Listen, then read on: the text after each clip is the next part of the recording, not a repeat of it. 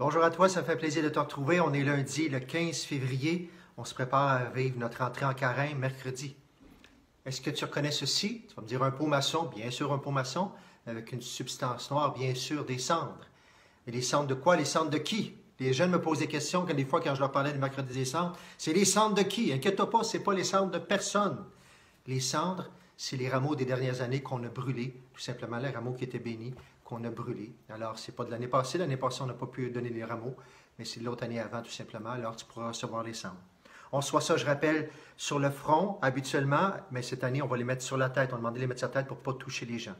La parole, convertis-toi, crois à l'Évangile. On se rappelle que le temps du carême, 40 jours, temps de préparation, temps de conversion du cœur pour s'approcher de Dieu, parce qu'on se prépare à la plus belle fête de l'année, la plus grande, la fête de Pâques, on salue la mort, la résurrection de Jésus, ce qui donne tout le sens de notre vie pour les chrétiens, bien sûr. Alors, on est invité à poser un geste, à marquer notre journée en cette journée-là, et le mercredi décembre. Je te rappelle les horaires, si tu ne les as pas vus sur nos sites, tu peux aller sur les sites. Mercredi, alors le mercredi, c'est le 17. Alors, le matin, il y aura une messe à 8h30 et le soir à 16h45, les deux Sainte-Marguerite, mais on ne peut pas avoir beaucoup de monde. 10 personnes en haut, 10 personnes en bas. Alors, les premiers arrivés pourront avoir la messe. Mais on voulait que tout le monde puisse recevoir les cendres. Alors, en dehors de ces messes-là, tu as l'horaire de 10h à midi à Sainte-Marguerite dans l'église, de 1h à 4h à Saint-Joachim dans l'église, et en soirée, on revient de 17h30 à 19h à Sainte-Marguerite dans l'église aussi. Tu pourras prendre un petit temps de prière dans l'église, et ensuite, on fera l'imposition des cendres, et tu pourras quitter pour laisser la place à d'autres. Inquiète-toi pas, on va respecter toutes les normes, bien sûr, de distanciation aussi. Avec ce qui se passe là, on va être là aussi, pas plus que 10 personnes dans l'église pour vivre chaque moment. Alors, on va vivre ça ensemble ce mercredi, bien sûr. Ça vaut la peine de le marquer ce temps. Je t'invite à venir. Je t'invite à amener des amis. Peut-être qu'il y a des gens qui sont moins à l'aise des fois de venir à l'église, de venir pour la messe. C'est un beau temps où des personnes qui ne sont peut-être pas habituées, qui devraient être touchées par ce geste-là, de dire oui, je veux que ça marque mon temps, que je travaille mon cœur envers Dieu, mon cœur envers mon prochain aussi. Je termine avec, j'ai lu un beau petit texte qui est intéressant, le pape qui précise le type de jeûne. Toutes des formes de jeûne différentes.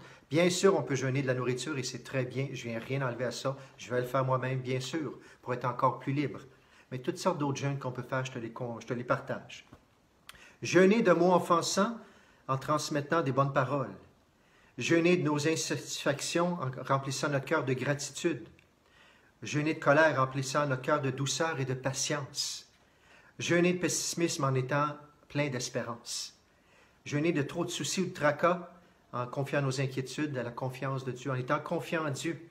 Jeûner de nos chialages, nos lamentations, bien sûr, en étant émerveillé, en prenant plaisir aux choses de la vie faite par amour aussi. Jeûner de stress aussi en cultivant la prière. Plus prier ou mieux prier. Jeûner de tristesse en remplissant notre cœur de joie. Jeûner d'égoïsme en cultivant la compassion avec nos frères et sœurs qui en ont besoin. Jeûner aussi de toute vengeance ou de choses qui nous tracassent trop en remplissant notre vie d'actes de réconciliation, de pardon. Et la dernière, jeûner de mots en cultivant le silence et l'écoute. Ça, c'est merveilleux. Le silence et l'écoute. Voilà quelques petites idées. Il y en a sûrement plein d'autres. Le plus important, c'est d'entrer ensemble dans ce temps de carême qui pourrait changer notre vie et changer la vie du monde entier. Bon mercredi décembre, bon carême et à très bientôt.